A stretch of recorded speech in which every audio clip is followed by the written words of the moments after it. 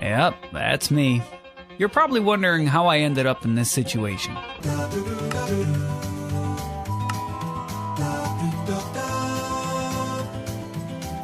Listen, I'm just saying it's funny how this always happens in high-trust, zero-violence cultures. Everyone wants to make a splash and become a creator, but simultaneously, no one wants to put any effort into creating anything of value. It feels like every time I open up the timeline, there's somebody else trying to make a fool out of themselves for money. As saturated as this all is, it's harder and harder to stand out, so a lot of people just go for the lowest hanging fruit possible. Rage bait.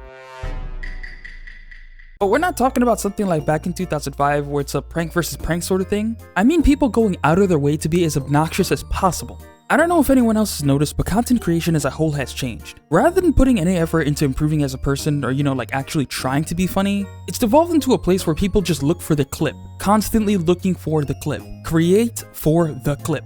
Post it on TikTok, post it on LSF. So let me just walk into the train operator cab or just walk into people's houses. Everyone hates you, but they all know your name. These are the kinds of people that take "there is no such thing as bad publicity" as a commandment. It's already trashy enough because it's obviously content that caters to teenagers, but in the past, at least other people weren't forced into participating. It's a tried and tested formula. You do something dumb, people act accordingly, and they end up the butt of the joke.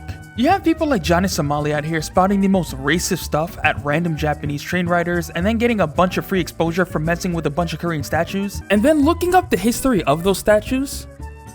It starts to make sense. But to be a little fair, he's only just finding out. That apology he tried making really isn't doing him any favors. The real issue here is the clout demon.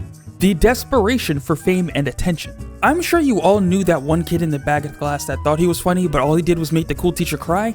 Yeah, they grew up. Now they're on kick. In their efforts to get to the top, they will do anything. And why wouldn't you? The juice is getting to work from home, make millions of dollars, everyone knows who you are, but the problem is the squeeze. That squeeze ain't it, chief? Actually having to work for like 60 plus hours, work on it after I get home beat from work, for years, not instantly? Damn, that kinda sucks. If only there was a faster way to get that done. Oh, I know, I'm going to derail a fucking train. Oh my goodness. It's not really a surprise when platforms pop up where they don't immediately punish this sort of stuff that more edgy stuff starts to appear. But keep in mind, Kick ain't the problem. Kick is only a platform. These people already had the propensity to do this stuff. All they needed was the carrot on the stick.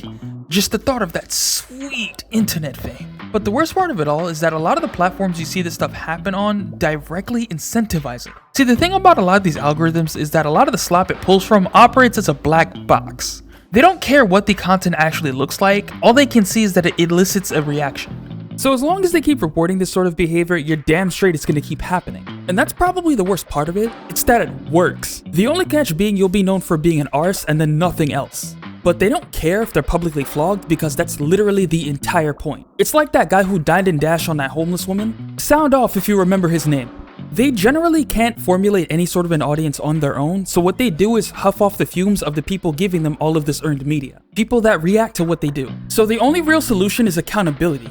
Notice how the apology, even if half-baked, only comes out after he gets potentially 25 years. So to avoid this, they lower the quality of lives of people in historically passive countries, like Japan and Korea. But until more people like this actually get any sort of punishment, you can expect this to keep happening.